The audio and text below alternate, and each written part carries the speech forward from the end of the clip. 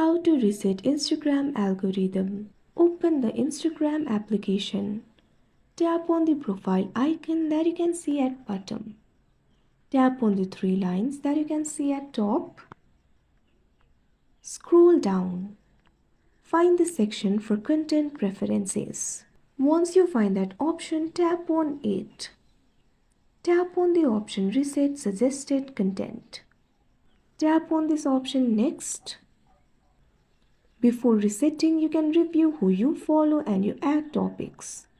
Tap on the option Profiles or tap on the option Add Topics in order to review them. Tap on the option Reset Suggested Content. Tap on the option Reset Suggested Content again in order to confirm it. Now you can see over here the suggested content has been reset. Like this, you'll be able to reset Instagram suggested content. That's it for this video. Thank you for watching.